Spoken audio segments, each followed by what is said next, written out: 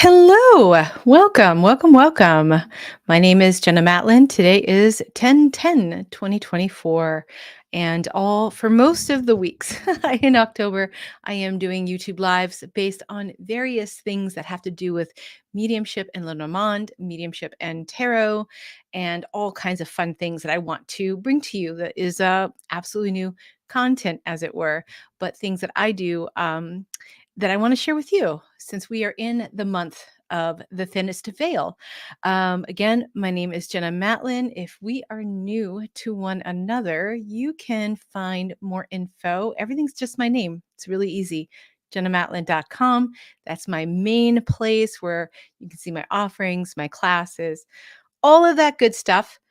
Um, and I've got a lot going on the rest of this month. So if you go to my link tree here, link tr.ee. Again, my name, Jenna Matlin. It's going to tell you and give you links to go to lots of different places. So this time next week, I'm going to be revisiting mediumship in Lenormand, where we will be looking at my key activated cards in Lenormand. So you can get a full mediumship reading out of them. Also on Halloween, don't miss it. On actual Halloween, 3 o'clock Eastern Standard Time, I will be doing and running you through a spread I created called the Death Date Spread and Reading. For those of us, not of us yet, those that we know that have crossed over to the other side. So I hope you can make it. And then finally, if you find yourself in Ocracoke, October 27th, I'm going to be on the Outer Banks taking a little break. But I will be conducting readings and also doing a workshop that evening. Reach out again, Linktree, or reach out to me directly, jenna@jennamatlin.com. I make it super, super easy um, for you to find all the stuff, should you be interested in any or all of it.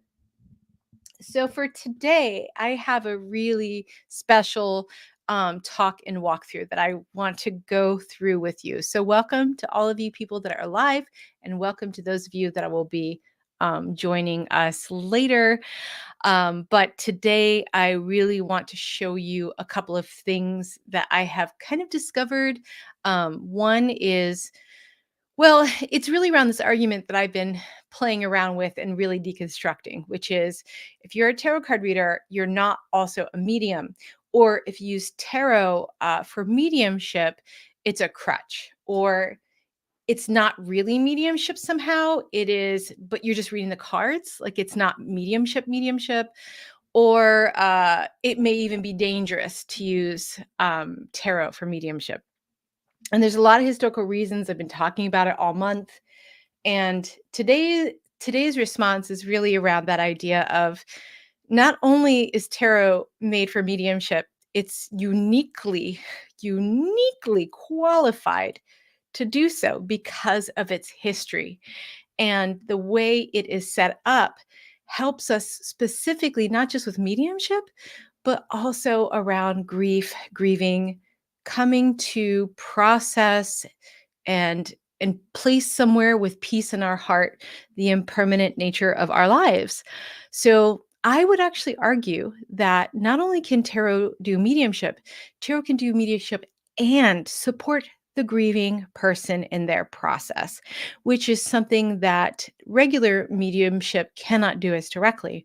And I'm going to be showcasing a spread that is a simultaneous spread that's both mediumship as well as a direct reading for the griever from tarot itself. And we're going to do them both at the same time. Um, just to showcase, like, not only can tarot do this, but tarot can also do all these other things at the same time. So if you have a mental or telepathic medium that's getting messages through just that way, fine, I do that too. But with tarot, you can do that and then layer a simultaneous reading on top that does act as a regular tarot reading. So you're getting both the messages from spirit as well as messages from the universe directed to the quern. Um, so I'm like, yeah, we're not going to let tarot play small anymore. Like, and I'm bringing receipts. As you know, if you know me, you know that I do. So let's get into it. Let me add this bad boy. So not only is tarot competent enough for mediumship, it is literally born of death. Um, and for all the reasons. So tarot, the earliest decks that we know of, come through the mid 1400s. And also in the mid 1400s, you had populations of people who were struggling to make meaning with the whole scale um, pandemic of the Black Plague that had happened the century before, as well as the famine. So just imagine that your grandparents remembered a time where 60% of everyone they knew in life died and how that affects them. And you have this intergenerational trauma going on. Um, and so even if people may not have, it was a couple generations removed, it still absolutely affected them. I think we can see these same effects if we talk to someone whose grandparents were in the Holocaust or even great grandparents. There can be epigenetic changes that happen. And also, there is just this cosmological and existential belief set that gets inherited down the generational line. It's intergenerational trauma. So, as a result of this intergenerational trauma, you have a European culture that becomes kind of obsessed with death in the 1400s in ways that look very macabre, very dark to us. Like, why are you all about death right now? What is this about? And I really look at this from a trauma lens and go, they were trying to process what just happened to them, and it's taken them this long. So, as a result of the Black Plague, a lot of things shifted. In terms of more people were religious than ever before. People thought God was angry with them because they were not as religious. So you saw this swing back into conservatism, xenophobia.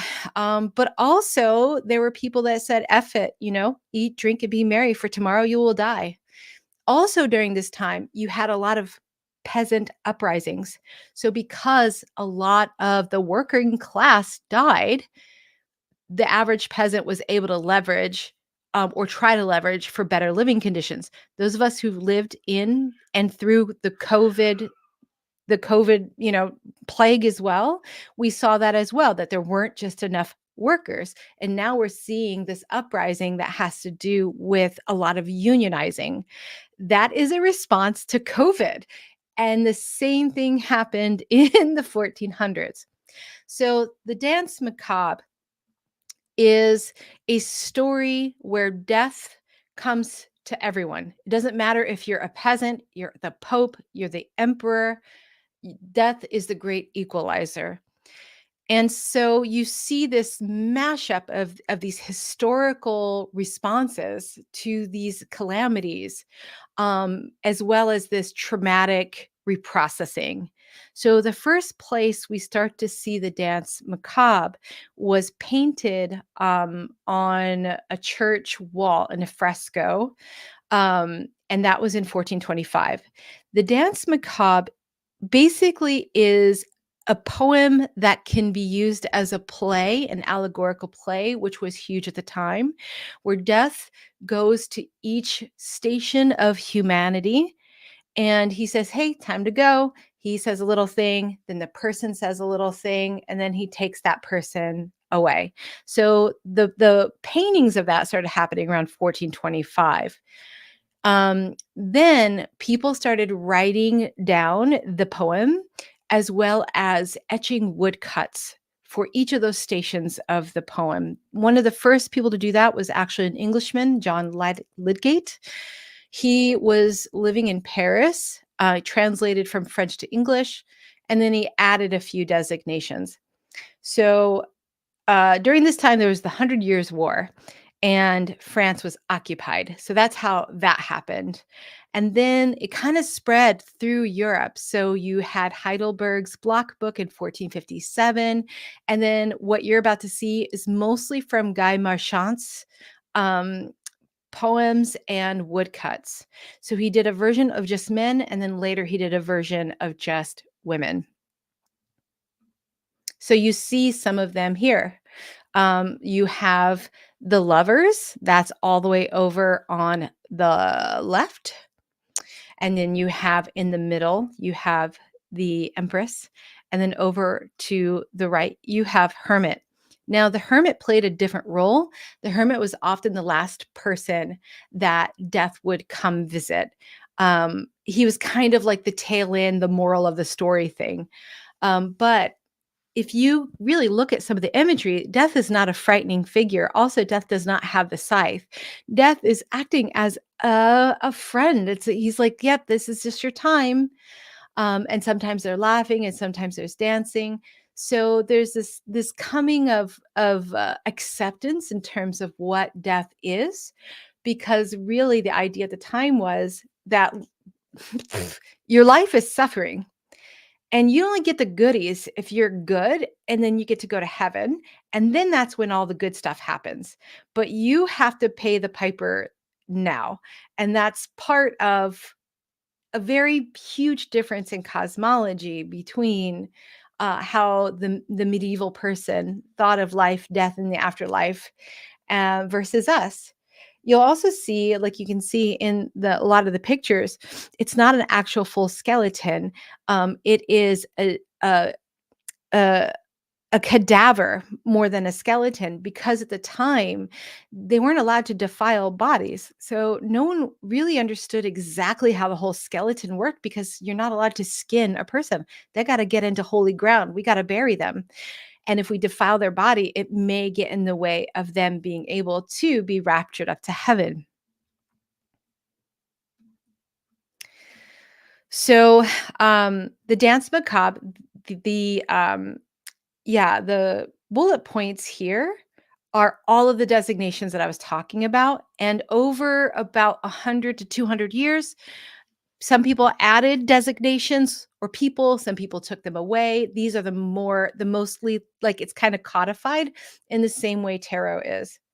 And the wording in red is the dance macabre positions or designations that coincide with tarot.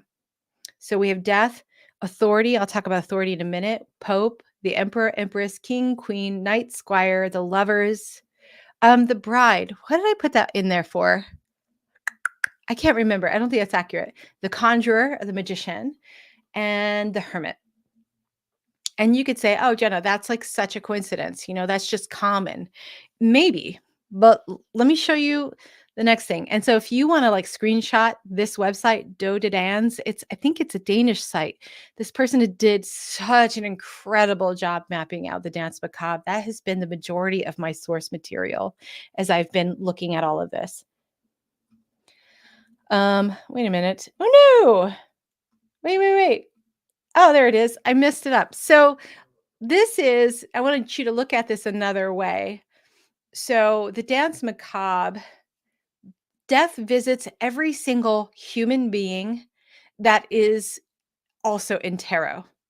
So death goes to the fool, the magician, high priestess, empress, emperor, hierophant, lovers, hermit, death, obviously, king, queen, knight, and page. I can find different woodcuts and poetry within the dance macabre that will hit all of these positions, all of these arcana, major or minor. But what's interesting is that it's where death doesn't go visit. So if you look all the way over to the right, you have the main cardinal virtues: justice, strength, temperance, and the high priestess. The high priestess is one interesting, tricky difference, and I'll explain that in a minute. But technically, death does not visit the high priestess. Death also doesn't visit any of the celestial bodies of the major arcana, not the star, moon, sun, world. And death does not visit alternate deities, such as the Wheel of Fortune and the devil. Now, there will be some tangential mentions, so not necessarily in the main Dance Macabre, but in derivative works at the time. So the chariot definitely shows up, but the chariot's an event, not like a person. And back then, chariot itself, the way we often read tarot as a chariot, can mean, oh, moving forward, just like punching your way through. But that's not how they meant it. For them, chariot was really a triumph, like you were in a parade and you were being celebrated. And there's some really cool imagery of death on a chariot, but the chariot is being driven by oxen, not horses, because there's this inexorable plodding, strong. It doesn't need to rush. Death is going to come for you no matter what. Really cool imagery. The Hanged Man is an event. The Tower is an event. Judgment obviously is an event. So to me, it's it's so specific that I think that the Dance Macabre is the main source material for for tarot, more so than maybe even the morality plays and the mystery plays, which are also a an influence for tarot. But I feel like the source material really came from the Dance Macabre. So I want to take you back to something really cool. So we saw these designations, and then this is really interesting. So the high priestess does show up. So in the Dance Macabre, it acts like an actual dance. So if you've ever done any country dancing, like English country dancing or square dancing or contra dancing, there's always a caller. There's someone who kind of says, this is the steps you're going to play, this is the dance you're going to do. And the authority or the translator acts as that role within this poem of the Dance Macabre. And so if you see the woodcut, we see a woman who looks like she is maybe a nun or an abbess. She has a book in front of her. Now let's look all the way over to the first tarot card, or one of the first tarot cards, the High Priestess, which is a woman. She looks like a nun, and she's holding a book in her hand. Then we look up in the middle there is the 1500 woodcut print of the High Priestess. She's sitting and reading from a book, and she has a tonsured monk at her feet looking up to her. Now, it's very different than how most people see the High Priestess, isn't it? So I've done earlier research on this. If you want to like dig around in my channel, like I've covered the High Priestess like hardcore earlier a couple of times. Like at first I agreed, I thought she was Pope Joan, but now I've gone back on that. She is Sapientia, she is Sophia, she is divine wisdom. And the divine wisdom typically shows up with a book and or a mirror. So if you look at the image at the above all the way to the left, that is Sapientia. She has a book in her lap and she's holding up a mirror with snakes. And so the mirror has traditionally represented like know thyself, like know who you really, really are. Only when you know who you really are can you even attempt wisdom, much less divine wisdom. So who the High Priestess originally was is a little different than how we conceive of her today, because Sophia, divine wisdom, is about intuition as well as logic, as well as education, as well as instinct. She is the full package. And when I was doing my research on this, we can look. So all the way over to the left is the actual poem designation. And so you see in the second stanza, it says, in this mirror, everyone may find that it is necessary to join this dance. So that was my clue. Other scholars have said it just means the mirror of death. And you can see it. Sorry, I tried to shove it all into one slide. You can see, I'm going to take myself off here. So actually, maybe it's a little bigger for you guys. All the way over to the upper left, you see that there is a death is holding up a mirror to a woman, and she's looking in that mirror to see her own death.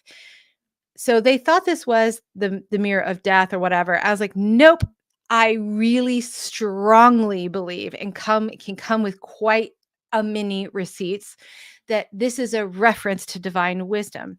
So she's the authority. She starts off the whole poem, but death does not come to her, indicating she's not human. She is part of the other three of the virtues. Another thing here, so here we see the first three. We have death coming to the emperor. So the third from the left, we can see that we see the double-headed, like black eagle, maybe brown eagle, on his robe. If you look right to the left of that, that is another woodcut from the 1500s. You look, he is holding, it's kind of hard to see, but he's got a double-headed bird on his shield. And then also you have an actual image of Sigismund. Sigismund was the Holy Roman Emperor at the time. So we have like an exact match here to an actual human being who is living both between the Dance Macabre and tarot, which I think is pretty amazing. If you look at all of the pictures of Sigismund, he has long, wavy hair, and he was known for it because even though he wasn't Hungarian or Bohemian, he lived there for a long time, and he basically they wore more long, luscious locks than in France or Italy or any of these other places. So here we see all these direct ties, which is why I'm like, this is literally, the tarot is literally a derivative of the Dance Macabre, which is really exciting. Then the image all the way over to the right, that is the Fool, but that's the female version of the Fool, because the Fool also shows up in this play. I love this because I just like her chicken head hat. I really want that chicken head hat. I don't know. I need someone to make it for me. It's just the coolest thing I've ever seen. So anyways, so we saw that, right? So who does death go to? Death goes to like all the actual humans in tarot. Death does not go to anyone who's not human. And so it's so specific. It's like that this has to be a derivative. I cannot see how it is anything other than that. So, to come back to me, hello, I'm still here. Hi. So when people are like, "Oh, tarot can't do mediumship," I'm like, it literally is born from death. Death himself, the story of death, was one of the progenitors of tarot. Absolutely, it can, and it's made for it because it's made from it. So you have this piece that's really this strong indicator. But if we look at pieces of how tarot handles death itself, we can use the patterns of tarot to help us understand both the nature of the other realms, the nature of shifting from one level of being to the other, and tarot can act as an template for that. So let me go back to, so then I really saw, like, in anthropology circles, sociology, philosophy, religious circles, there's this idea of like a rite of passage. And how do we integrate the fact that we all die one day and everyone we love is going to die and everything we believe or see or know is going to be gone? And how do we integrate an understanding of that constant impermanence that happens to us? And in these circles, there's really this codified idea of severance, threshold, and incorporation. That first we're severed from what we knew, and then we are in that threshold between the two worlds, and then finally an incorporation into the new world. And this whole rite of passage is pivotal in every major religion. It's pivotal in every stage of humanity, and it's often consciously used in spiritual work. So indigenous groups say there's a rite of passage for a boy to become a man. There is always these three of severance, threshold, and incorporation. So severance, you are basically kicked out of your tribe, out of your mother's world, and you've got to go on a vision quest for 7 days. And we're not going to tell you. We're not going to tell you what that's about, right? Because that you just have to go, and that is your threshold place where there is some crucible event, quickening event that happens that allows you to step into and incorporate the new world and also your new self in that new world. So severance is death. So if you look all the way over to the Rider-Waite-Smith, I don't know, she must have known Pamela Coleman Smith, because look who death is about to like walk all over or has walked over. We have the king, we have the child, we have the bride, and we have the pope. All of those individuals are in the Dance Macabre, by the way. And you also see it in the Visconti right there. So again, really strong indicators. So what we're going to do, all right, I'm going to talk about it. So then that's death as severance. Then you have judgment as the threshold card. So we have Gabriel blowing his horn. But it's interesting, I've looked into this. It's supposed to be Gabriel, but the flags are Archangel Michael's flags. So I feel like it's this idea of like Michael, then Jesus is going to come, but it's not within the image. And you see people being raptured up to heaven. So this is that threshold, is both I am in my grave and I have no sense, and I'm waiting in for the great rapture where all of us go together. Like that was the original idea of all of this, though I don't think many people have that anymore. And then finally, you have the world card as that integration into a new world and you as a new person.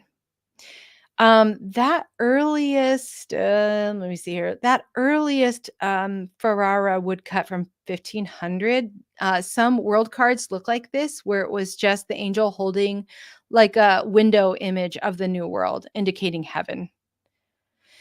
The animals on the corners, those are often, what is it? The 4 books, the Episcopals. I don't know. I can't remember. I have a more deeper dive of the world where I could talk about that, but that wasn't always canon to all of the original world cards. So so that's basically, so we've talked a little bit about how tarot was actually like the child of death in this world, or understanding death. We can use that story of like death, judgment, and world to really talk about that rites of passage. And we can use the 3 of them to do simultaneous mediumship and a reading to help the grieving person at the same time. So let me show you that. So what you can do, and I'll show you on my desk. I want to walk you guys through this before we do it. Put this guy over here.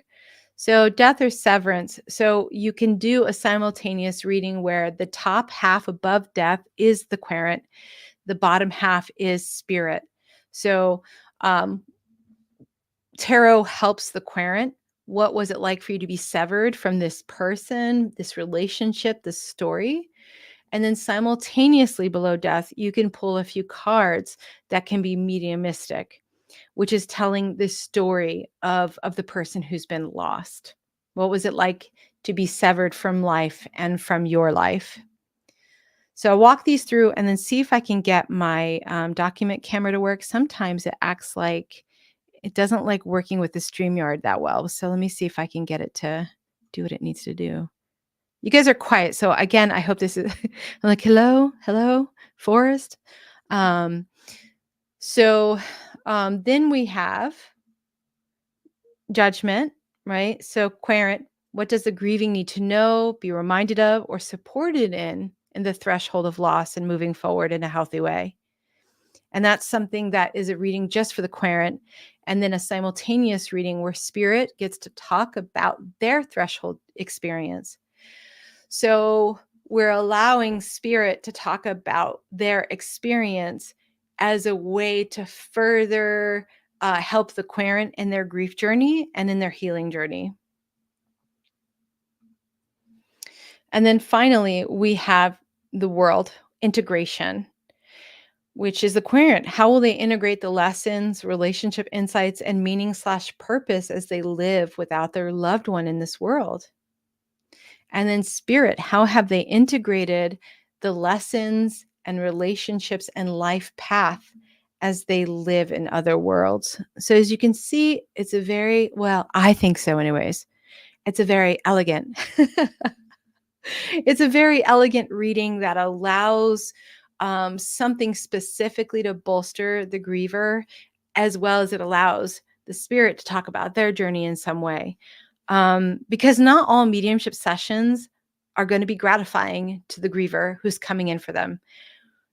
What is important to the griever to maybe talk about or to want to dive into may not be what the spirit on the other side wants to talk about. And often the stuff that the griever wants to talk about is from a place of trauma.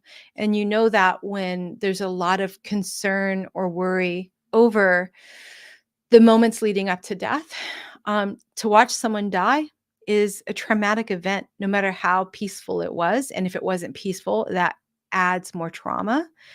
And so a lot of those trauma questions is like, did they suffer? Was it really painful? Or even, are they suffering on the other side? These questions are less about the spirit and more about this person trying to make meaning with this very traumatic thing that they just saw, and then had some abandonment happen to it right after. This is inherently incredibly traumatizing for any human to go through, which I think is why humans across the world have had such elaborate funeral rites and practices as an attempt to try to process that trauma that has occurred, even if they didn't think about it in that way. So let me get my document camera going, and we're gonna just do like an example walkthrough of this. Not in a like like I'm not actually doing mediumship today. But what I'm going to be doing is an example just for funsies. I'm not actually bringing anyone through, nor is this an example with any client that I've done, just to be clear. So let me see how I can add this window here. Yay, it worked. So, so let's play around with these ideas here. Let me pull up the presentation so I also have the, well, let me do that. Okay, there we go. So let's say we have death, right? Death in the middle position. And we ask the querent, and you can do querent or spirit. It doesn't matter who's first, but you can say, querent, what was it like for you to be severed from this person? But it doesn't just have to be a person. It can be a lot of things that we have severed where there's trauma.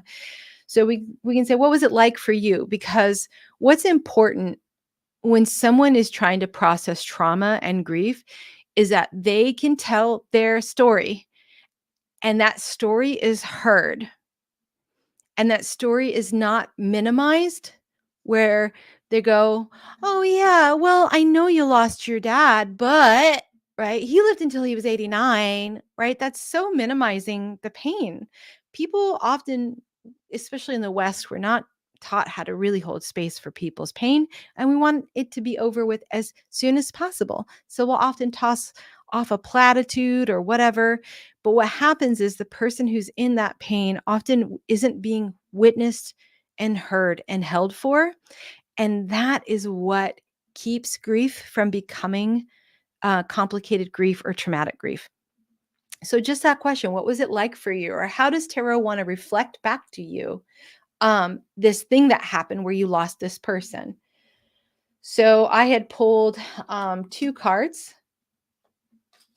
So here we have Two of Swords and Six of Swords. So these two readings above are from tarot to querent, not from the medium to querent.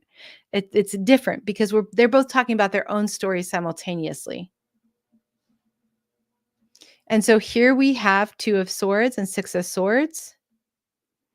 Two of Swords, like it was hell, right? Like, how was it for you to be severed? I didn't know what I I was going to do. I felt stuck. I felt lost. I felt powerless. I felt like everything was taken from me. And despite feeling that way, I still created actions to move forward. And maybe others told me that things would get better, but I didn't believe it at the time. So these two cards are acting as prompts for the querent who's in grief to use these themes to talk about their story.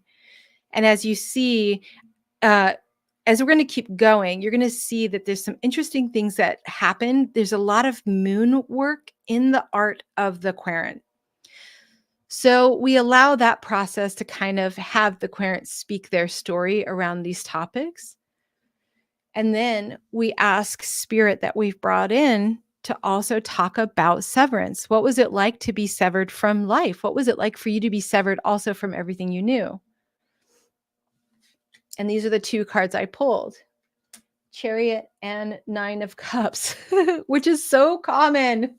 I see this in mediumship all the time.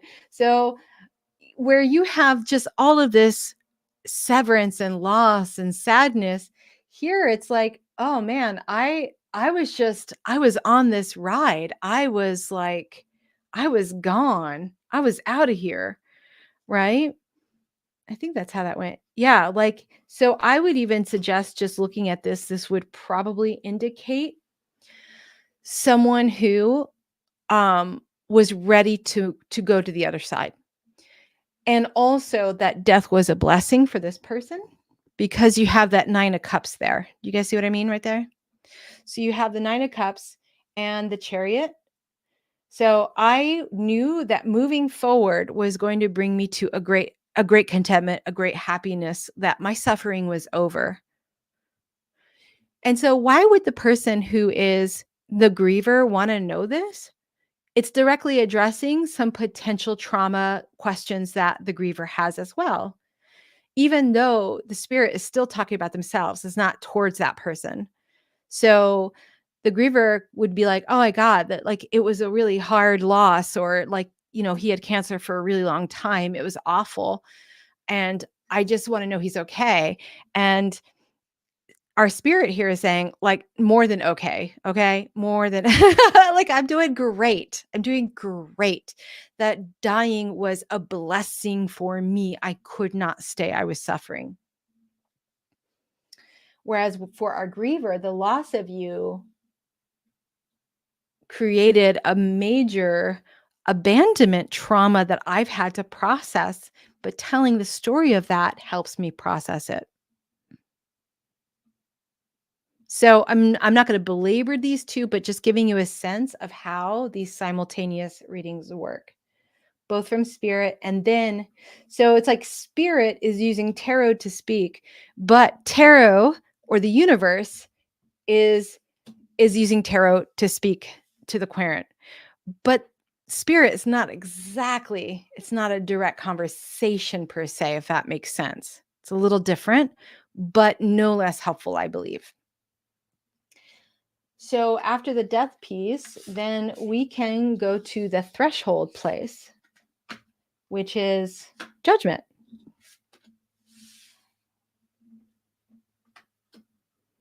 So for this one, judgment, the question is, let me make sure I have it. What does the grieving? So what do I as the griever, what do I need to know, be reminded of, or supported as I'm in this very difficult threshold between the loss of someone and being able to really be in this new pattern where I'm happy again and whole again. And so this is not necessarily a reading from spirit to querent, but again, from the universe to querent. And so what I pulled for this was Eight of Swords and Ace of Wands. which is really interesting. What you need to be reminded of, my grieving person, is that things are moving for you, even if you can't see it. Even if it feels like you're lost, even if it feels like you're trapped, even if it feels like you don't know, things are moving in a greater way to restart you again. Because that's really like the Ace of Wands. It's the initiation, it's the new beginning. That it's okay for you to wander and not know. The information is going to come from outside of you. And then that's going to be when you take your lead. It's really, really promising, isn't it? And empowering and loving.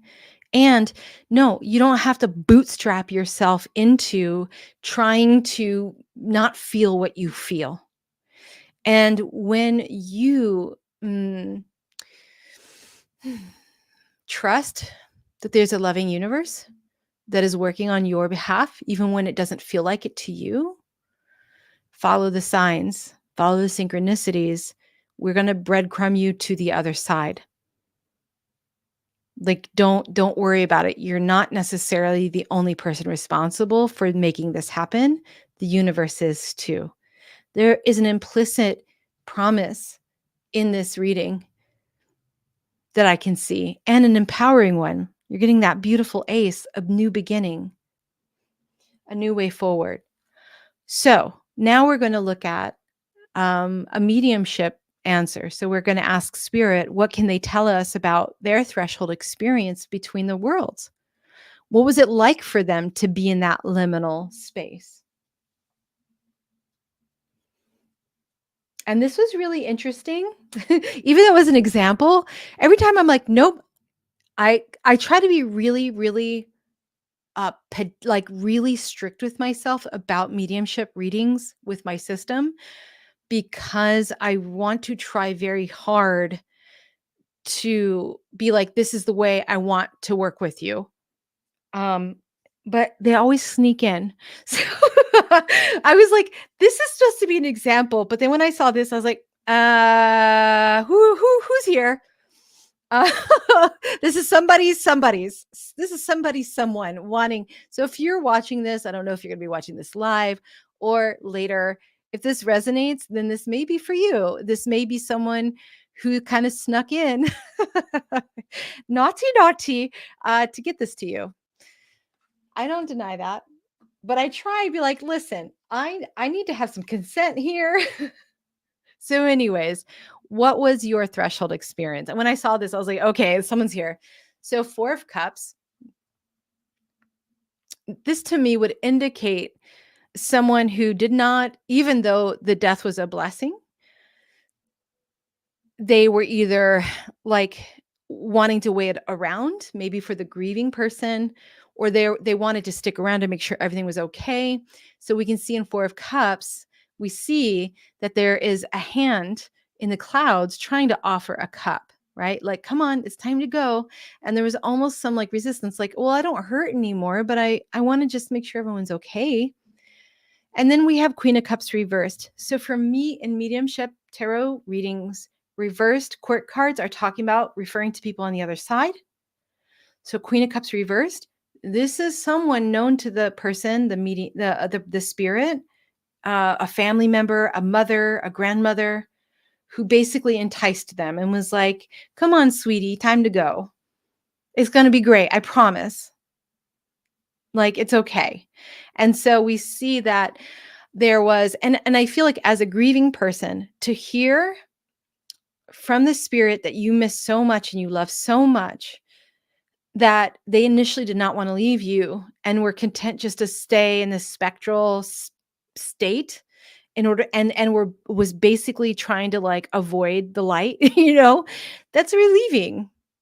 It knows that your spirit's not like, bye, like I'm on the cruise ship of forever and I'm playing shuffleboard and I'll see you when I see you. And sometimes it is like that, but it's very relieving to know that those of us on this side of the world, we're not forgotten. and the Queen of Cups, that someone had to come and help and convince them, like, it's okay, sweetie, let's go. And that they didn't cross over alone either. So that's how I would probably read those. So as you can see, it's a very unique approach, and I think it's really helpful. And then finally, we have integration. So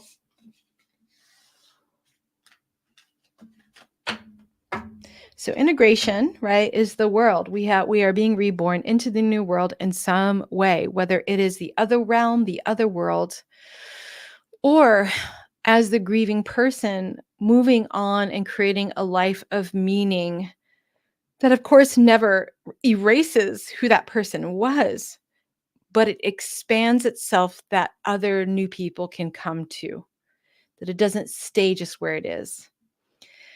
And so for the querent, the two cards are really asking this question: how will they, how are they integrating all of these lessons?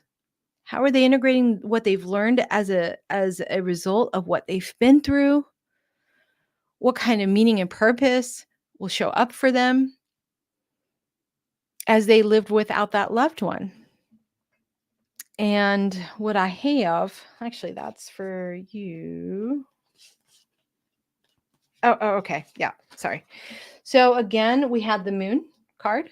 A lot of moon and for our griever, and that makes a lot of sense. They're like, I don't know. I don't know what I'm going to do. I don't know how I'm going to feel ever better. This is awful, right? And then we have the lovers. So we could take this a few ways. This could mean like you're going to rejoin this person eventually, right? Like they're not lost to you forever. It can also mean there may be someone for you still in this lifetime that will be important in some way. Again, the moon is reiterating you don't have to necessarily work so hard to integrate this. Like you don't need to write the book of how you're integrating this and journal it and like intellectualize it. That it is something that in your wandering, as you open up to the trust and discernment of the universe, we're going to keep showing you how. Like, don't worry. So there's a bit of we're seeing this message repeating more than once. And when I see that happening, often is an indicator that whoever's sitting for me, whatever is going on within them, they will not hear it the first time. It is so important that it has to be repeated so that they can really, really get it, because it's often some kind of resistance to that. And then spirit, how have they integrated the lessons and relationships and life path as they live in the other realms or other worlds? And for that, I got 3 of Wands and 3 of Cups.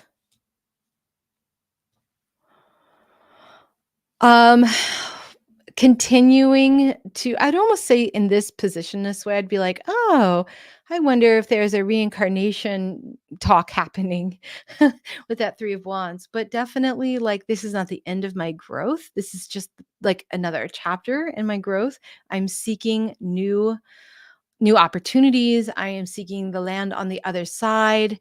And I feel very positive and confident about um, the work I've done to integrate my last incarnation and how that carries me forward to the next. We also have 3 of Cups. Wow, that's really great. Like, I feel really good about my integration of my last incarnation. I'm celebrating that incarnation. I feel positive about what I've learned, and I'm ready to carry that forward. So with this spread, I just did 2 cards just to kind of keep it simple. You can also add 3, 4, however many you feel comfortable with. You could even do 1 for each, but I tend to like 2. So that is the integrating impermanence spread.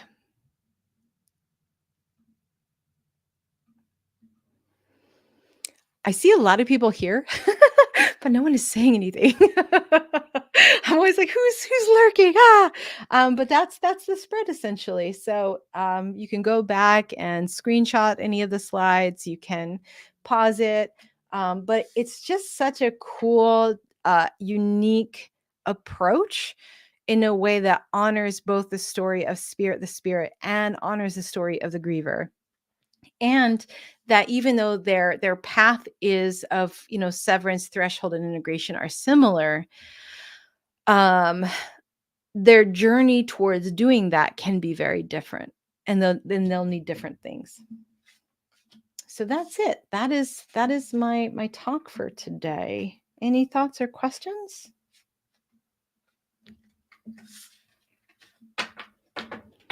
Thank you. I'm so glad you found it interesting. There's a really great book I was reading not too long ago called The Grieving Brain. And it does a lot of it's a scientific approach to people in grief, and really imaging, a functional brain imaging of how grief actually impacts the physical structures of the brain. And one of the things that became really clear to a lot of the researchers was that we get through grief when we understand and are promoted in our communities as still being in relationship with the person who's no longer physically here. And a lot of times when people are like, "Oh, you're still grieving, get over it," or like, "Well, you could have a new kid," or whatever crazy stuff people say, that's actually actually causing a lot of harm for that griever. What helps the griever, like, some people are like, "Well, if we keep talking about him, then they're never gonna get over it." That's actually not true. It's the opposite. We allow them to talk about that other person. That person is always gonna be part of that person's life. And to the person on the other side, there's no separation for them. So, leaning more into integrating the fact that you still have a relationship with that person. We just can't physically see them. They are in another dimension. But that hasn't really changed the nature of the relationship. And in fact, the relationship can get better, is deeply helpful to people in processing grief in a healthy way. So I hope you found this helpful. Next week, I will be here, same time, same day, and we will be doing some more Lenormand and mediumship spreads. We're going to go a little deeper. If you want to catch up with us, was it last week? I guess it was. God, it feels so far long ago. Last week I did a crossroads spread with Lenormand. You can watch that. I talk a little bit about what we're going to do more next week, which is the activated cards for Lenormand and mediumship. So I hope you guys are having a wonderful October season. And if you do this spread and you have any really awesome insights, you can always, always, always, always email me. Let me know. I'd love to get feedback if you had a really cool experience with it.